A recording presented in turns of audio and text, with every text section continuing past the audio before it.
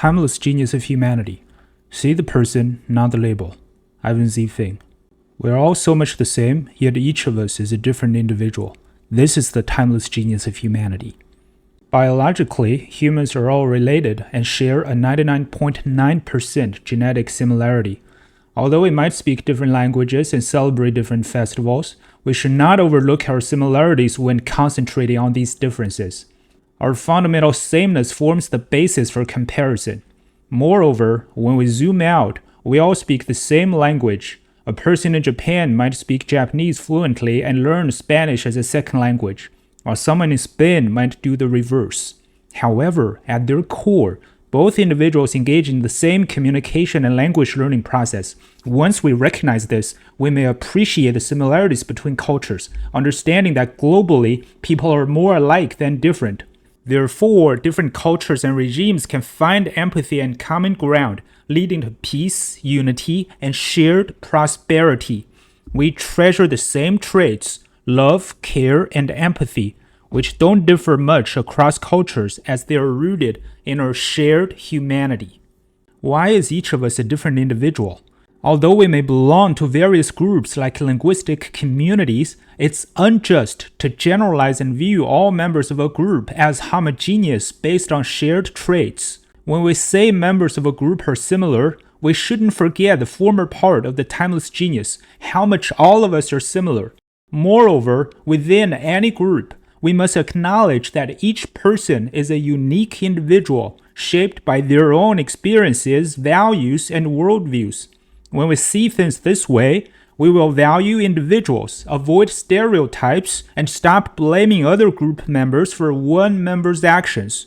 Therefore, while we acknowledge our shared humanity, it's equally important to recognize and celebrate the uniqueness of each individual. No one is ordinary, for we are all different. With such understanding, it's time to further reflect on the relevance of certain artificial categories in official censuses or surveys like race, gender, and sexual orientation.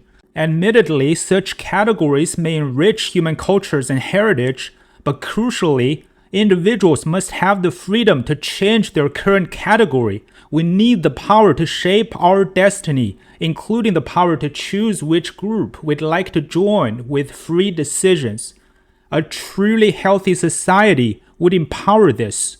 Even for biological traits like gender, a progressive society should ensure complete change freedom, embracing transgender identities without letting transgender become a barrier.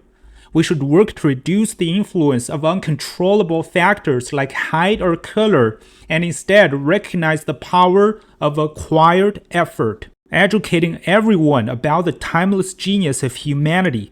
These values, reflecting democracy and freedom, will shape societies into dreamlands, heralding the future of the human race. For example, addressing specific racial group grievances isn't the key to combating racism. Instead, we should aim to eradicate the prevailing yet outdated concept of race itself. Despite modern science showing continuous variation of human characteristics, this concept, persisting in society, defines racism, and further reflects a limited grasp of the timeless genius of humanity. Conversely, the existence of racism, stemming from the concept of race, further hinders our appreciation of the timeless genius of humanity. Hence, it's time to start letting the term race return to history. Once race returns to history, racism will immediately become history. Furthermore, once we all embrace the timeless genius of humanity, current racist mindsets and behaviors will immediately become history. Within a few generations, people will perceive others purely as individuals, not through the lens of race, not even subconsciously. While we may retain ethnicity for cultural identity, everyone should have the freedom to change their ethnicity. Restricting this freedom contradicts the pursuit of happiness, a constitutional human right. This flexibility won't undermine ethnic identities. Those deeply connected to their identity won't feel compelled to change or withdraw. It's about offering choice and freedom.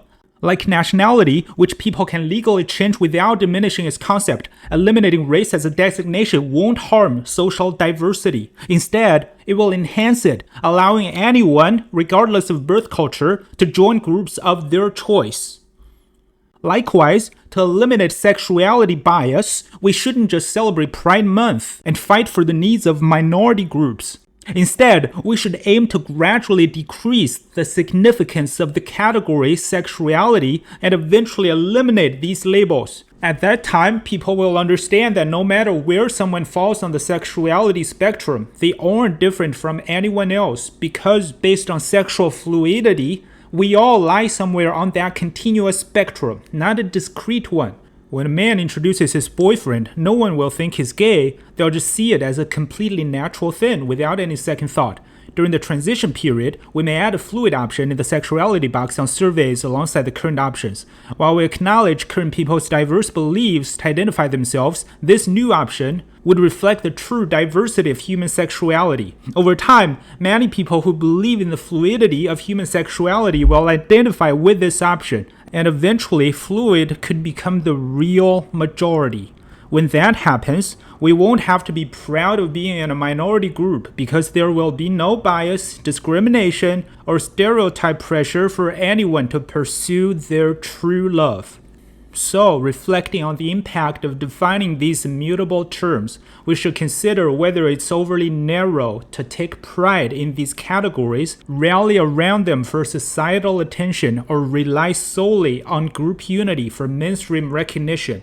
Instead, let's replace such movements with the promotion of the timeless genius of humanity with the bigger picture in mind. When faced with outdated historical practices, we should contemplate revising or discarding them to push times forward, rather than clinging to or worshipping them. We should ask ourselves, does our society still need such historical classifications? Are they truly beneficial to our prosperity? And is it time to stop categorizing people based on factors we can't change? These questions will arise naturally once we begin embracing the timeless genius of humanity, and our generation, with such genius, will surely answer them well. When we proactively seek these answers, humans will be ready to take a giant leap towards the promised land, a more peaceful, ideal world beneficial for all.